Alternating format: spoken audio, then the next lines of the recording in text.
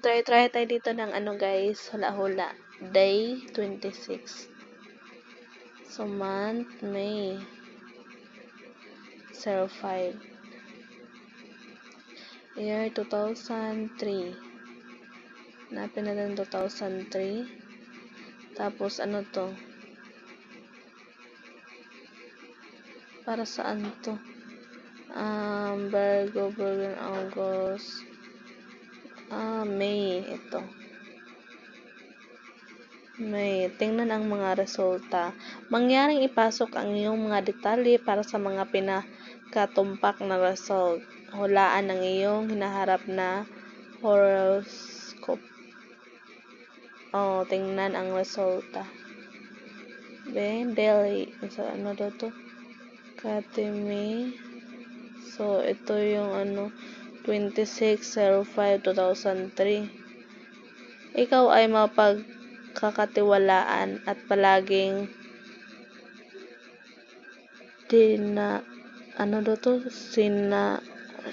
tinatrato ang mga tao ng maayos. Hindi ka natatakot na mamuno at maging matatag sa harap ng mga hamon. Ngunit dahil wala kang sapat na pera at kalusugan, pakiramdam mo ay mas mababa ka pa rin sa iba.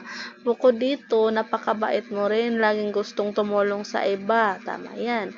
Ang pagtingin sa iyong general sa pamamagitan ng iyong pitsa ng kapanganakan ay nagpapakita na ang iyong reputasyon sa karera ay mabuti.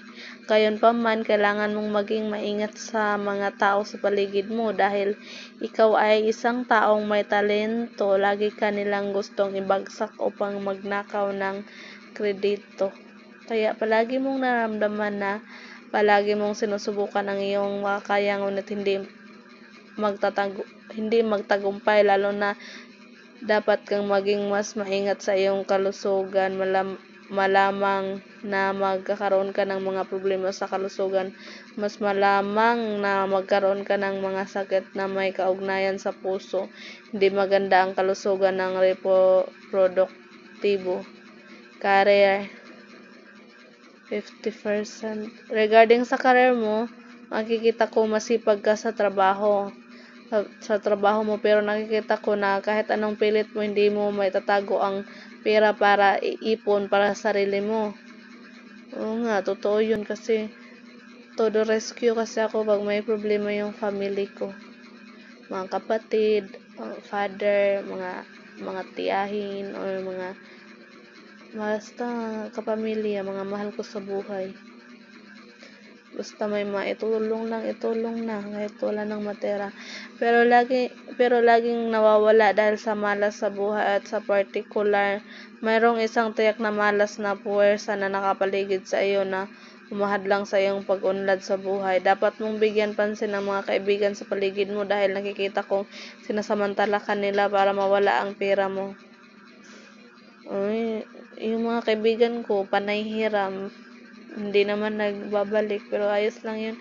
Natuto na din ako. May isa lang talaga akong kaibigan na siya, na tunay. So, nanghihiram din naman siya, pero yung tratuhan lang namin ay give and take and give. So, dalawa na pala sila ngayon na tunay kong kaibigan. So, blessed na ako dun. Tungkol sa iyong kalusugan sa taong ito, dapat mong bigyang pansin ang iyong puso at tiyan dahil nakikita ko na may potensyal na panganib sa dalawang bahaging ito. Hindi mo aasahan kung gaano kalaki ang masasamang epekto nito kapag nangyari ito, at ang kalusugan ng isip ay apektado din ng pang-ekonomiya at pinansyal na presyon. Kaya palagi kang pinipilit sa mga kahirapan at deadlock kapag wala kang pera. Gayunpaman, nakikita ko na ikaw ay isang tao na may dalisay na kaluluwa. Gusto mong tulungan ang mga tao sa paligid mo, ngunit dahil sa kakulangan sa pera at kalusugan, wala kang katayuan sa lipunan. Sa iyong talento, dapat ay napakayaman mo at mamuhay ng komportable, ngunit dahil hindi mo alam kung paano i-unlock ang iyong potential at ang iyong kapalaran ay kasalukuyang nahihirapan. Ang dahilan ay zodiac ay merong bad star dito which is Rahu. Ito ay nagmumula sa labas at pinipigilan ang iyong buong kapalaran. Ito ang pangunahing dahilan kung bakit patuloy kang nagsisikap ngunit hindi nakakamit ang iyong nais. Nalilimitahan nito ang iyong cash flow. Kahit na kumita ka, hindi mo maitatago ang perang panggastos dahil ang posisyon na ito ay lilikha ng malas sa iyong buhay na magiging dahilan upang palagi kang mawalan ng kinikita. Lucky 38%. Mas nasabing ang taong ito ay yung mahirap na taon. Palagi kang nahihirapan sa lahat ng bagay. Nalulugi ka sa mga bagay na hindi kailangan. Naapektuhan pa nito ang iyong pamilya. Hindi ka nila sinusuportahan at laging may pagtalo sa pamilya. Parang laban sa iyo ang lahat dahil masyadong malaki ang iyong malas sa 2024 marahil hindi mo alam ito ang sanhi ng kahirapan at problema. Para sa mga may limitadong edad sa bituin na ito, maraming mga tao na dahil malamang sa hindi nila pinansin at hindi nalampasan ang limitasyon ng bituin na ito ay nasangkot sa mga kapuspalad na bagay tulad ng hindi pagbabayad sa utang, pagdurusa sa masamang sakit, paghihiwalay ng pamilya.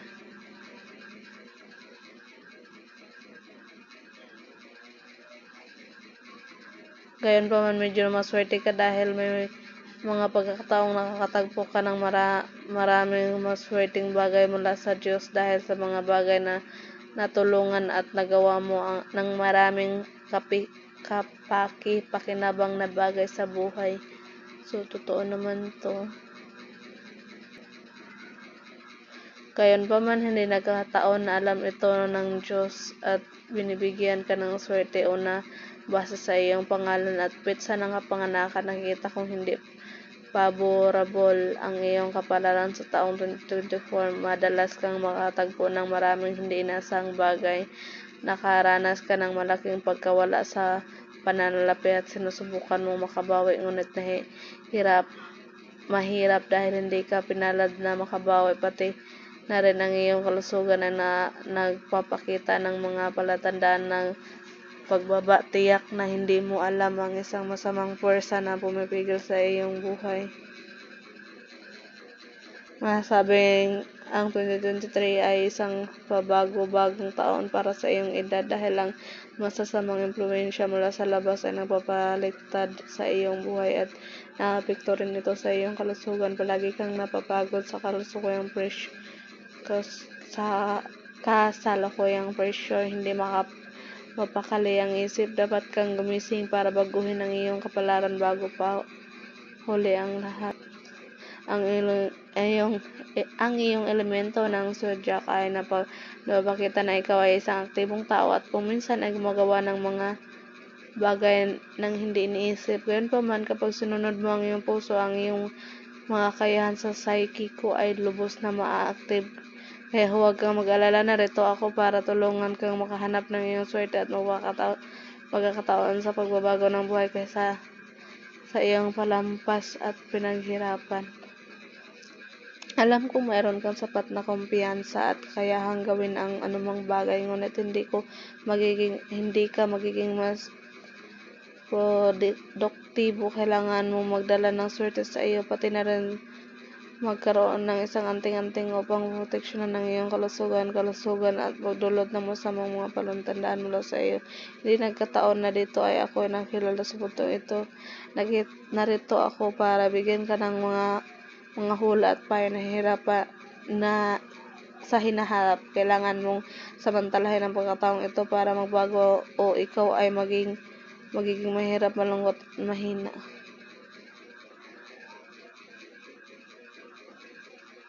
Katimi kadisal katamko, malaki ang pagbabago ng iyong kapalaran sa taong ito, kaya dapat mong pakinggan ng mabuti ang sasabihin ko sa iyo dahil ito ang bagahe para mawala ang hirap, gulo at lungkot na bumabalot sa iyo.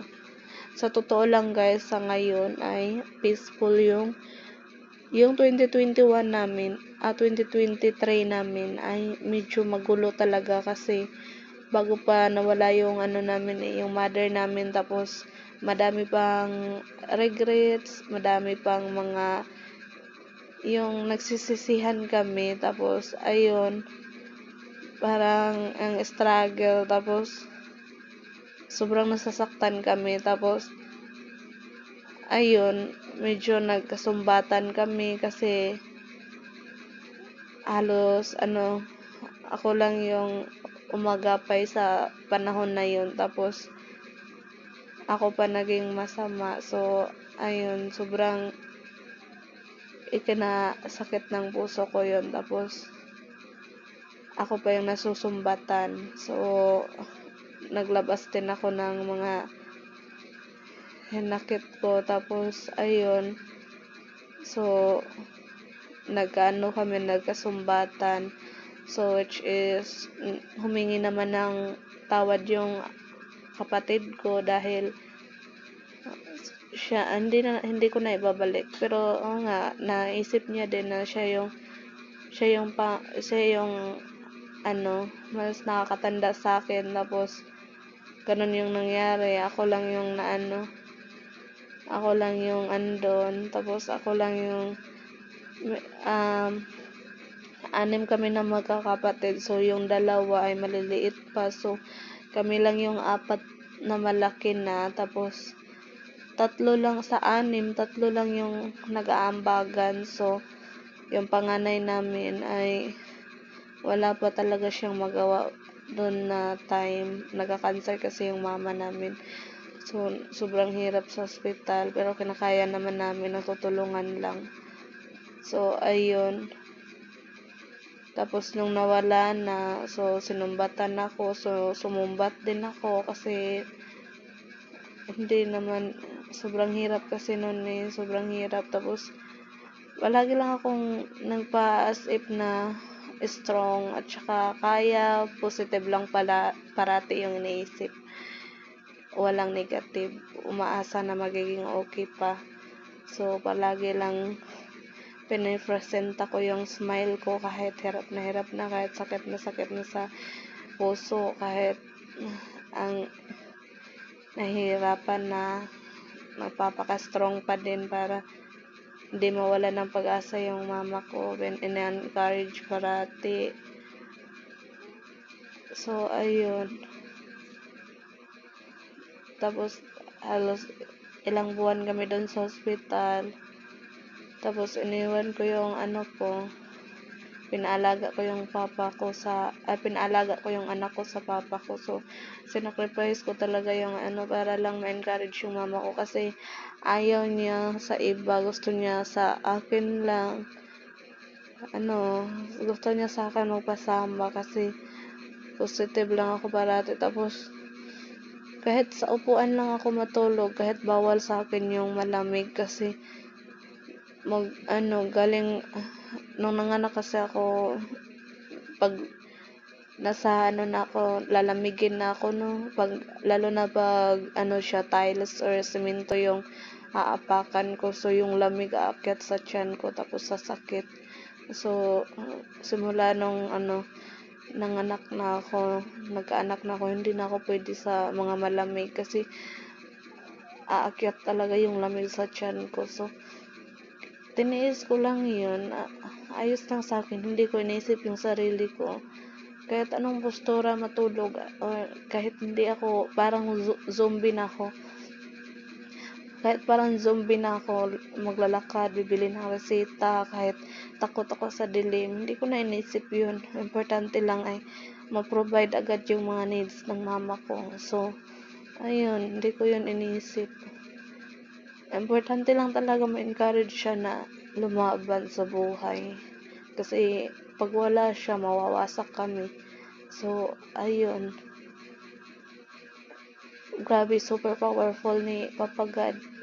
Kahit ilang beses inatake yung mama ko, nahihirapan sa paghinga, tapos bumabara yung puti na white blood, kasi cancer of blood yun, leukemia, cancer sa dugo. So bumabara yung lumaki na kasi yung tiyan kasi may dugo na puti bumara dun sa tiyan niya. So, nahihirapan siya huminga minsan. Sobrang powerful yung Panginoon kasi mag-pray ka lang tapos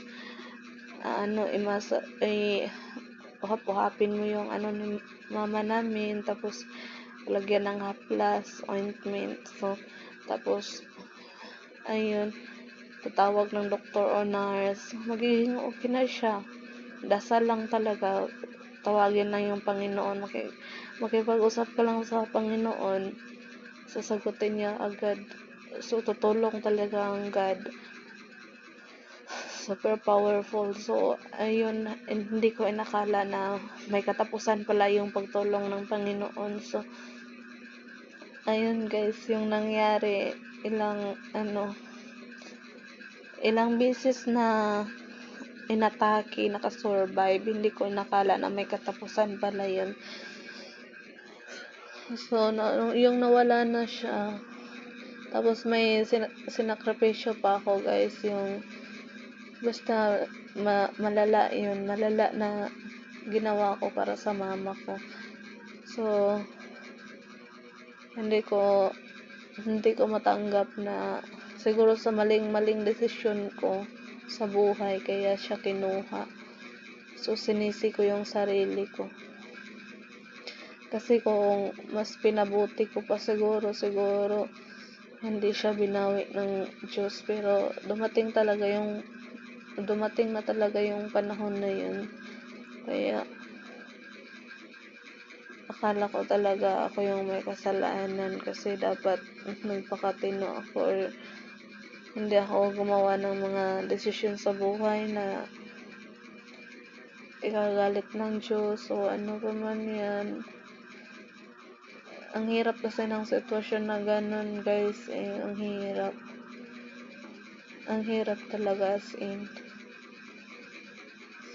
So, ayun nga, yung doon na sa burial na ng mama ko,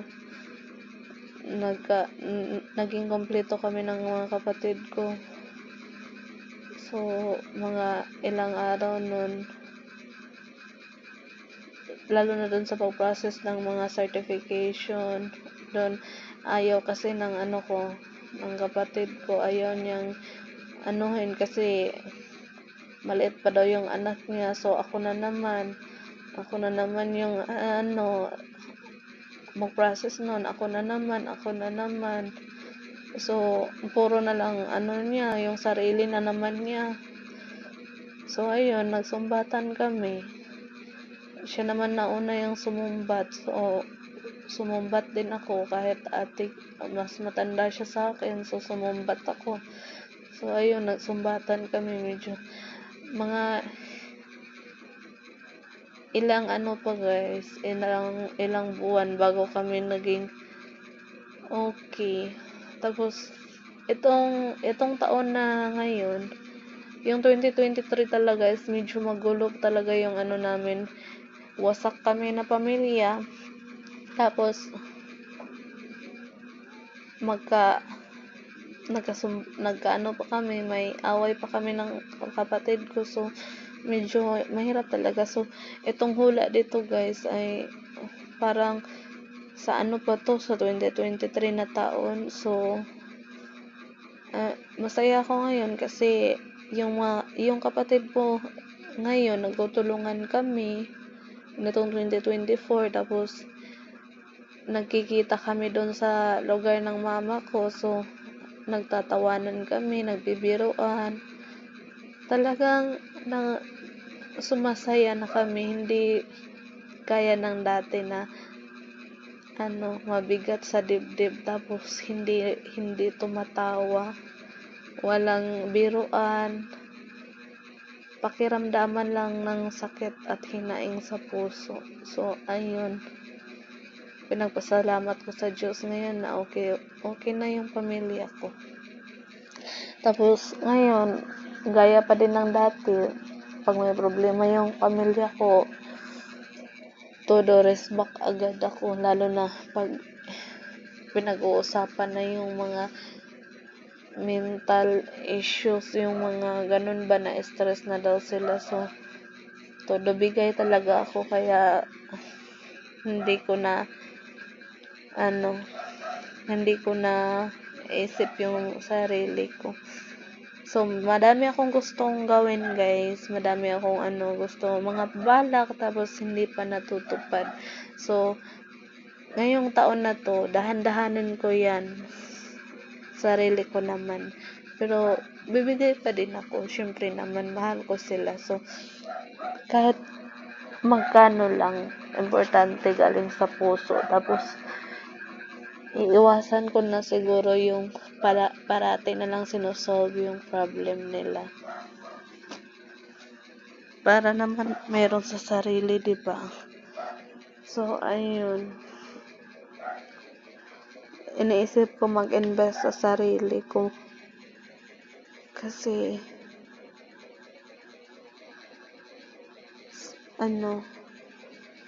para din naman maalagaan ko yung sarili ko, di ba?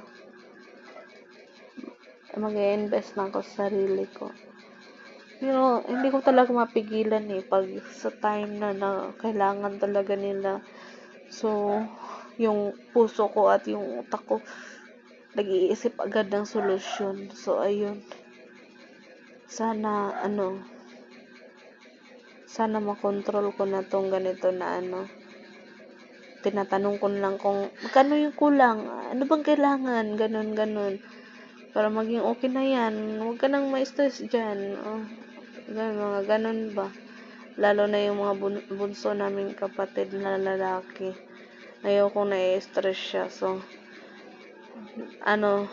sabi naman ng panganay namin, yung ate ko, na naawa daw siya sa akin kasi todo rescue ako, tapos sana yung malayo pa, nag-prepare